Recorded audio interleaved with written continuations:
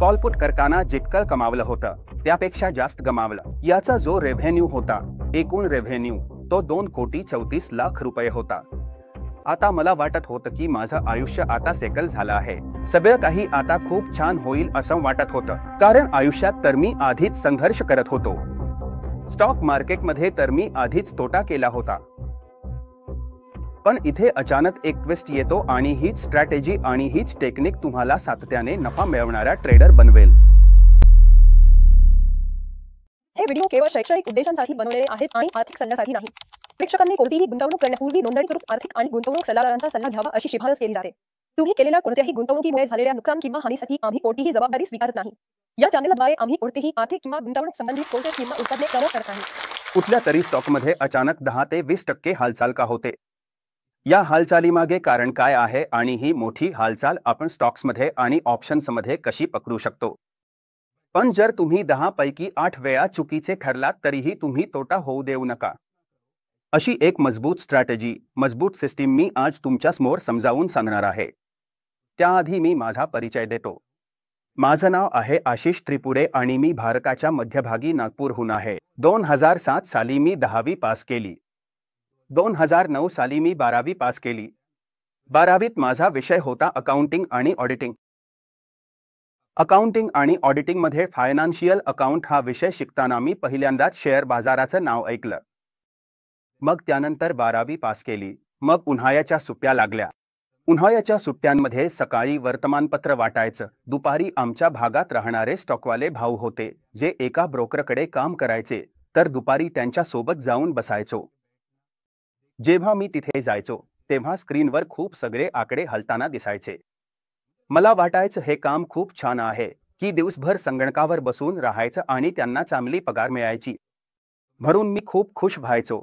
माझी उत्सुकता वाढली की हे आपल्यालाही करायला हवं। मी भावाला सांगितलं की मला शेअर मार्केट करायचं आहे। तेव्हा 56-57 सिग्नेचर करून डीमॅट अकाउंट उघडायचं लागायचं। मी भावाला सांगितलं की भाऊ, माझं डीमॅट अकाउंट उघड आणि मला स्टॉक मार्केट शिकव। भावाने माझं डीमॅट अकाउंट उघडलं। त्याच्यानंतर मी पहिल्यांदा ॲक्सिस बँकेचे शेअर्स घेतले। ॲक्सिस बँकेचे शेअर्स मी 60 रुपयांना घेतले आणि ते 200 रुपयांना विकले। तेव्हा मला चांगला नफा झाला। दरम्यान मी नोकरी करत होतो, नोकरीतून मिळालेल्या पैशातूनच मी ते शेअर्स घेतले। त्याच्यानंतर भावानेच मला ऑप्शन ट्रेडिंग बद्दल ओळख करून दिली। कॉलपुट करताना जितकं कमावलं होतं त्यापेक्षा जास्त गमावलं। आता मी घरचा मोठा मुलगा असल्यामुळे मोठा दबाव यायला लागला की आता पुढे काय करू। जेवढे पैसे पगारातून येत होते ते सगळे खर्च होत होते। त्याच्यानंतर मी माझ्या जबाबदाऱ्या पूर्ण करण्यासाठी एक व्यवसाय सुरू केला ज्याचं नाव आहे ॲप्लिकेशन सेंटर, जिथे मी व्यवसायांचे लायसन्स, फूड लायसन्स, व्यवसाय नोंदणी अशा सर्व सेवा लोकांना पुरवत होतो। ही माझी यात्रा चांगली झाली। इथून मी एक चांगला महसूल निर्माण केला जो मला आयुष्यात स्थिरता देत होता। त्याच्यानंतर मी सरकारी टेंडरशी संलग्न असलेलं सेंटर घेतलं जे आज चांगला महसूल निर्माण करत आहे आणि या दोन्ही व्यवसायांमुळे मी समाधानी आणि आनंदी होतो। पण मी नेहमीच शेअर बाजाराकडे पाहत होतो, बातम्या वाचत होतो, म्हणून आतून एक ओढ होती की मला शेअर बाजारात काहीतरी पुढे करायलाच हवं। हळूहळू काय झालं, 2018 पर्यंत मी एक संगणक संस्था सुरू केली आणि माझी मार्केटिंग कौशल्ये चांगली असल्यामुळे पहिल्याच 2 महिन्यात मी 200 प्रवेश नोंदवले। इथून मला चांगला महसूल मिळायला लागला। आता बघा पुढे काय होतं। आता माझ्यासमोर एका NGOचा प्रोजेक्ट येतो जो मी आणि माझा पार्टनर, ज्यांचं वय 52 वर्ष होतं आणि त्यांना त्या क्षेत्रात, ट्रेनिंगच्या क्षेत्रात चांगला अनुभव होता, आम्ही मिळून घेतला। मी त्यांच्या सोबत भागीदारी केली आणि आम्ही एक NGOचा प्रोजेक्ट चालवला ज्यामध्ये आम्ही संपूर्ण विदर्भातून 4,505 विद्यार्थी एनरोल केले। आता झालं काय? 4,505 विद्यार्थी एनरोल केले आणि याचा जो महसूल झाला, एकूण महसूल तो झाला 2,34,00,000 रुपये। आता मी विचार करत होतो की माझं आयुष्य आता सेटल झालं आहे, सगळं काही आता खूप छान होईल असं वाटत होतं। कारण आयुष्यात तर मी आधीच संघर्ष करत होतो, स्टॉक मार्केटमध्ये तर मी आधीच नुकसान केलं होतं। पण इथे अचानक एक ट्विस्ट येतो आणि ज्या कंपनीकडून आपण हा प्रोजेक्ट घेतला होता तिसऱ्या पक्षाकडून कळतं की ती कंपनीच तिसऱ्या पक्षाचा प्रोजेक्ट घेत आहे। आता मोठा प्रेशर आलं। मग त्यानंतर केस वगैरे झाला, सगळं काही घडलं। 2,34,00,000 रुपये घेऊन तो माणूस पळून गेला आणि त्यात आमचा जो हिस्सा होता, माझ्या पार्टनरचा आणि माझा, तो किमान 84 लाखांचा होता, म्हणजे सुमारे 40 लाखांच्या आसपास. पण हे सगळे पैसे आता संपले. आता मी स्टॉक मार्केटमध्ये तोटा करत आहे आणि या प्रोजेक्टची सगळी मेहनतही वाया गेली आहे. हा प्रोजेक्ट फेल झाल्यामुळे मी खूपच निराश झालो. आता विचार करतोय पुढे काय करायचं. आता हेच पर्याय आहे काहीतरी मोठं करण्याचा, तो म्हणजे स्टॉक मार्केट. आता बघा, इथे मला माझा मित्र भेटतो जो लहानपणी माझ्यासोबत असायचा. त्याने MBA केलं होतं आणि तो कार्वीसारख्या मोठ्या कंपनीत रिसर्च एनालिस्ट होता. अपघात झाल्यामुळे 18च्या शेवटी तो नागपूरला आपल्या गावाकडे परत आला, म्हणजेच माझ्या घराच्या शेजारी. आता त्याला भेटल्यानंतर तो रिसर्च एनालिस्ट होता. चांगला रिसर्च एनालिस्ट होता म्हणून मी त्याच्यासोबत राहून मार्केट समजून घ्यायला लागलो आणि पुन्हा एकदा मी ऑप्शन ट्रेडिंगमध्ये उडी घेतली. इथे पहिल्याच दिवशी 16,000 रुपयांपासून मी बँक निफ्टीचं ऑप्शन निवडलं. पहिल्या दिवशी मला 12,000 रुपयांचा नफा झाला, दुसऱ्या दिवशी 4,000 रुपयांचा नफा झाला, तिसऱ्या दिवशी मात्र काहीच नफा झाला नाही. तिसऱ्या दिवशी 12,000, गुंतवलेले 16,000, दुसऱ्या दिवशीचा नफा 4,000. हे सगळे पैसे एका दिवसातच पूर्णपणे उडाले. आता ते मी कुणाला सांगू शकत नव्हतो, कारण नवीन ट्रेडर काय करतो, जेव्हा तोटा होतो तेव्हा कुणालाच सांगत नाही आणि जेव्हा नफा होतो तेव्हा सगळ्यांना स्क्रीनशॉट पाठवत राहतो. आणि मीही अगदी तसाच होतो. मी काय केलं, मी एका सल्लागाराला पकडलं, कॉल टिप देणाऱ्याला, आणि मी त्याचं टिप्सचं सबस्क्रिप्शन घेतलं आणि मग पुन्हा ट्रेडिंग करायला लागलो. 10,000, 20,000 हजार रुपये गमावत मी तिथे बराचसा पैसा गमावला. आता बघा, इथे जे ट्रेडर असतात ते नेहमी या मानसिकतेत पोहोचतात.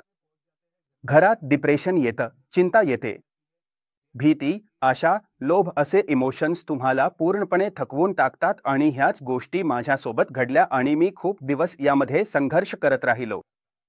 मग शेवटी मी स्वतःला शरण घालून माझ्या मित्राला सगळं सांगितलं आणि मग त्याच्यासोबत बसून पुन्हा माझी यात्रा सुरू झाली. इथे ऑप्शन ट्रेडिंगमध्ये मी त्याच्यासोबत बसून नफा कमावत होतो आणि सातत्याने नफा मिळवत होतो. पण एक दिवस हा आत्मविश्वास ओव्हर कॉन्फिडन्समध्ये बदलतो आणि असा एक दिवस येतो की तुम्ही 20 दिवसात जे पैसे कमावले आहे ते सगळे एका दिवसात गमावता आणि असं माझ्यासोबत अनेकदा झालं आहे. मी अनेकदा माझा ब्रेक इव्हन पॉइंट ओलांडत होतो. पण एक दिवस मानसिकता बिघडली आणि सगळा नफा एका दिवसात संपून जायचा.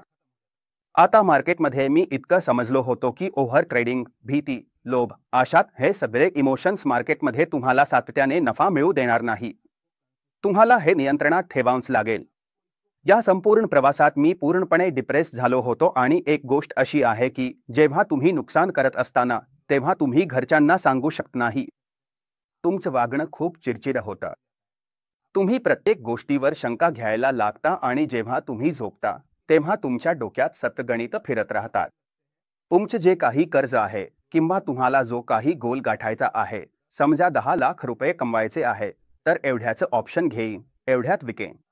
ही गणितं तुमच्या डोक्यात नेहमीच चालू असतात आणि हीच गणितं मीही करू लागलो होतो. आता इतकं मला समजलं होतं की पैसे फक्त योग्य मानसिकता वापरूनच मिळतील. मग माझी भेट मुंबईतील एका ट्रेनरशी झाली, जिथे मी स्टॉक मार्केटकडे पाहण्याचा दृष्टिकोन असा शिकलो की माझा स्टॉक मार्केटकडे पाहण्याचा दृष्टिकोन पूर्णपणे बदलून गेला. मी ऑप्शनच्या दलदलीतून बाहेर पडू लागलो आणि स्टॉक ट्रेडिंगकडे वळू लागलो. हेच जे स्टॉक्स आहेत ते मी पोझिशनल घेऊन जाऊ लागलो आणि मी एक चांगला सातत्याने नफा मिळवू लागलो. पण त्याआधी मी त्या ट्रेनरकडून काय शिकलो, तर जेव्हा हरता तेव्हा लहान लहान हरावं आणि जेव्हा जिंकता तेव्हा मोठं जिंकावं. जसं की टॉकच्या सुरुवातीला मी सांगितलं होतं की 10 पैकी 8 वेळा जरी तुम्ही चुकीचे गेलात तरीही तुम्ही तोटा करणार नाही. अशी एक मजबूत स्ट्रॅटेजी मी आज तुम्हाला समजावून सांगणार आहे. मग ही मजबूत स्ट्रॅटेजी नेमकी काय आहे? जेव्हा तुम्ही 10 पैकी 8 वेळा चुकीचे जाता तेव्हा लहान लहान नुकसान घ्या आणि ज्या 2 वेळा बरोबर जाता त्यात 1 ते 4 पट टार्गेट घ्या. आता 1 ते 4 पट टार्गेट कधी मिळतील? जेव्हा मार्केटमध्ये मोठी हालचाल येईल. आता ही मोठी हालचाल कशी येते पहा. मार्केटमध्ये 2 खेळाडू असतात, एक रिटेल आणि एक इन्स्टिट्यूशन, आणि मुळात आपण असमतोलावर ट्रेड करतो. इम्बॅलन्स म्हणजे असमतोल. आता हा असमतोल मार्केटमध्ये कसा निर्माण होतो? समजा एक मोठा खेळाडू आहे जो इन्स्टिट्यूशन आहे आणि एक रिटेल आहे. जेव्हा इन्स्टिट्यूशन मार्केटमध्ये मोठ्या प्रमाणात क्वांटिटी मागतो रिटेलकडून आणि रिटेल ती क्वांटिटी एका ठराविक दरावर पुरवू शकत नाही, तेव्हा मार्केटमध्ये मोठी हालचाल होते. समजा तुम्ही इन्स्टिट्यूशन आहात, तुमच्याकडे 5,000 कोटी आहेत. तुम्ही काय कराल? तुम्ही प्रत्येक दरावर खरेदी कराल. 100 2ला, 100 3ला, 100 4ला, 100 5ला. तुमच्या खरेदीमुळे मार्केटमध्ये 10-10, 20-20 टक्क्यांची हालचाल होते. आता ही मोठी हालचाल आपल्याला स्टॉक्समध्ये शोधायची आहे. जेव्हा मोठे खेळाडू एखाद्या स्टॉकमध्ये मोठ्या प्रमाणात पैसा गुंतवतात, तेव्हा ते मोठ्या प्रमाणात खरेदी करतात आणि जेव्हा मोठ्या प्रमाणात खरेदी करतात, तेव्हा ती व्हॉल्यूमच्या स्वरूपात चार्टवर दिसते आणि चार्टवर त्यांच्या खरेदीचे ठसे आपण व्हॉल्यूमच्या स्वरूपात ओळखतो. आता मार्केटमध्ये 2,000पेक्षा जास्त स्टॉक्स आहेत. मग त्यामधून असे स्टॉक्स कसे शोधायचे जे दिवसभरात 10 ते 20% हालचाल करतात? आता बघा, कोणत्याही स्टॉकमध्ये जे सरासरी व्हॉल्यूम असतं ते 1-2 टक्क्यांपेक्षा 10 पट जास्त जर कुणी क्वांटिटीने खरेदी करत असेल, तर आपल्याला प्रति मिनिट 4 कोटींचं व्हॉल्यूम पाहिजे. 5 मिनिटात 10 कोटींचं व्हॉल्यूम पाहिजे. 5 मिनिटात 10 कोटींचं व्हॉल्यूम. मग हे तुमच्यासमोर असे स्टॉक्स आणून ठेवेल जिथे इन्स्टिट्यूशनल बाईंग होत आहे आणि त्याच स्टॉकमध्ये आपल्याला प्राइस ॲक्शनचं सेटअप लावून ट्रेड करायचं आहे. जर दुसऱ्या दिवशीही तसंच व्हॉल्यूम आलं, तर आपण ते पोझिशनल म्हणूनही घेऊन जाऊ शकतो. म्हणून ही एक अशी स्ट्रॅटेजी आहे जिथे तुम्ही चांगले पैसे कमवू शकता. जसं मी आधी सांगितलं होतं, 10 पैकी 8 वेळा तर नेहमी आपल्याला 1 to 4 घ्यायचं आहे आणि ह्याच स्ट्रॅटेजीमुळे मार्केटमध्ये तुम्हाला कुठल्याही स्टॉकमध्ये 10 ते 20% मूव्हमेंट्स मिळतील. आता जसं की तुम्ही स्ट्रॅटेजी समजून घेतली आहे. जर मी सांगितलं की स्ट्रॅटेजीमुळे प्रॉफिट होत नाही आणि ही खरी गोष्ट आहे, स्ट्रॅटेजीमुळे अजिबात प्रॉफिट होत नाही. प्रॉफिट तेव्हाच होतो जेव्हा तुमचं माइंडसेट चांगलं असतं आणि ट्रेडिंग म्हणजे लोक म्हणतात की बाय केलं, सेल केलं, ट्रेडिंग ते आहेच नाही. ट्रेडिंग इतकीच आहे की तुम्ही एखादा स्टॉक बाय केला. आता यानंतर जो स्टॉक 1-2 रुपयांच्या भावात हलतोय, आता तुम्ही तो कसा मॅनेज करता? म्हणजे हीच एक साधी गोष्ट म्हणजे ट्रेडिंग आहे आणि ही ट्रेडिंग तुम्हाला माइंडसेटमुळेच येईल. तर योग्य माइंडसेट म्हणजे काय? तर योग्य माइंडसेट म्हणजे नेहमी लॉससाठी तयार राहणं. जर तुम्ही लॉससाठी तयार असाल तर तुम्हाला भीतीच नाही की माझं कॅपिटल वाईप आउट होईल, कारण तुमचा जो रिस्क आहे तो डिफाईन केलेला आहे की माझा रिस्क इतकाच आहे, यापेक्षा जास्त मला लॉस होणार नाही. जसं मी सांगितलं की ज्या स्टॉकमध्ये इन्स्टिट्यूशन पैसे घालतो तो थेट वरच जातो. पण अनेकदा तुम्ही पाहिलं असेल की जसं वर जातो तसंच तो खालीही येतो. म्हणूनच ही स्ट्रॅटेजी आम्ही 3 टप्प्यांमध्ये विभागली आहे. फेज 1 म्हणजे इन्स्टिट्यूशनल व्हॉल्यूम ओळखणे. आता व्हॉल्यूम येतो तेव्हा आपल्याला एक निकष ठरवावा लागतो की कोणत्याही स्टॉकमध्ये प्रति मिनिट 4 कोटींपेक्षा जास्त व्हॉल्यूम असावा लागतो. त्याच्यानंतर जो सरासरी व्हॉल्यूम आहे त्यापेक्षा 10 पट, 20 पट, 50 पट, 100 पट जास्त व्हॉल्यूम आला तर हा स्टॉक आपल्यासाठी सर्वोत्तम आहे. आता हे 4 कोटींचं निकषच का ठरवलं आहे? 1 कोटी का नाही? 2 कोटी का नाही? 3 कोटी का नाही? जर तुम्ही माझी पूर्वीची जर्नी पाहिली असेल, तिथे जेव्हा स्टॉक हलवायची वेळ यायची, तेव्हा संस्थात्मक गुंतवणूकदार तो स्टॉक 1 कोटी व्हॉल्यूममध्येही हलवू शकायचे. पण आता रिटेल सहभाग 7% वाढला आहे. कारण म्युच्युअल फंड कंपन्या, LIC आणि मोठमोठ्या संस्था मार्केटमध्ये मोठ्या प्रमाणावर सहभाग घेत आहेत. तर आधी काय व्हायचं? स्टॉक्स 1-2 कोटी रुपयात हलायचे. आता त्यांना हलवण्यासाठी मोठे पैसे लागतात आणि हे एक मोठं निकष आहे. म्हणजेच दर मिनिटाला 4 कोटींपेक्षा जास्त व्हॉल्यूम असावं लागतं. जसं मी सांगितलं, 4 कोटींचं निकष आहे. पण या 4 कोटींच्या निकषामुळे असं काही जादू होणार नाही की हा स्टॉक नेहमीच वाढायला लागेल. हा तर छोटा मोठा रिटेल किंवा HNI क्लायंट सुद्धा 4 कोटींचा व्हॉल्यूम टाकू शकतो. पण जसं स्टॉक वर जातो, आपल्यासारखे रिटेल गुंतवणूकदार विचार करतात की इतका वर गेला, आता अजून किती वर जाईल, तेव्हा रिटेल तिथे शॉर्ट करायला लागतात. आता हे 4 कोटींचेच निकष का? 4 कोटींचा व्हॉल्यूम तर मोठा HNI क्लायंट सुद्धा एकट्यानेच टाकू शकतो. पण जर हा 4 कोटींचा व्हॉल्यूम अनेक मिनिटांपर्यंत सतत येत असेल, तेव्हाच हा स्टॉक 10 ते 20% हालचाल करेल. म्हणूनच फेज 1च्या निकषांमध्ये आपण पाहतो की 4 कोटींचा व्हॉल्यूम अनेक वेळा यावा आणि तो सरासरी व्हॉल्यूमपेक्षा 10 पट जास्त असावा आणि स्टॉक आधीच 5% हललेला असावा. फेज 2 मध्ये विरुद्ध बाजूला कोण ट्रेड करत आहे? रिटेल माणूस विचार करतो की एखादा स्टॉक इतका वाढला आहे, अजून किती वाढेल, तिथे तो विक्री करतो आणि संस्थात्मक गुंतवणूकदार खरेदी सुरू करतात. जसं कमकुवत हात बाहेर पडतात, संस्थात्मक गुंतवणूकदार आपली पोझिशन तयार करत जातात आणि कमकुवत हातांना बाहेर काढतात. तेवढ्या वेळपर्यंत एकत्रित करत राहतात जोपर्यंत कमकुवत हात पूर्णपणे बाहेर पडत नाही. आता काय होतं? आता आपण फेज 3 कडे येतो. इथे काय होतं? संस्थात्मक गुंतवणूकदार पुन्हा एकदा मोठ्या प्रमाणात स्टॉक्समध्ये खरेदी करत आहेत आणि एक मोठी क्वेल तयार करत आहे. इथून त्याला लिक्विडिटी मिळते आणि हीच सायकल तो सतत निर्माण करत राहतो. हळूहळू पोझिशन जमा करत राहतो आणि स्टॉकला हळूहळू वर नेत राहतो. आता मार्केटमध्ये कुणाच्याही बापाला माहिती नाही की स्टॉक कुठून कुठे जाईल. आपण फक्त एव्हिडन्स करायचं आहे की जेव्हा इन्स्टिट्यूशन खरेदी करतो, विक असना बाहेर काढतो, तिथे तोच खेळाडू टिकू शकेल जो दीर्घकाळ होल्ड करू शकेल आणि ते होईल रिस्क रिवॉर्डमुळे. आता हे मोठं रिस्क रिवॉर्ड तोच घेऊ शकेल जो तोट्याला घाबरत नाही. आता तोट्याला घाबरणारा माणूस का घाबरतो? कारण तो खूप मोठी पोझिशन घेतो. आधीपासूनच त्याला भीती वाटते की माझं भांडवल उडून जाईल की काय. म्हणूनच त्याचबरोबर रिस्क मॅनेजमेंट करणेही गरजेचे आहे. आता आपण इन्स्टिट्यूशनल स्टॉक्स का शोधतो? इन्स्टिट्यूशनला त्या स्टॉकबद्दल अशी माहिती असते जी आपल्यासारख्या रिटेल ट्रेडरला अजिबात माहिती नसते आणि आपल्याला फक्त त्यांना फॉलो करायचं असतं.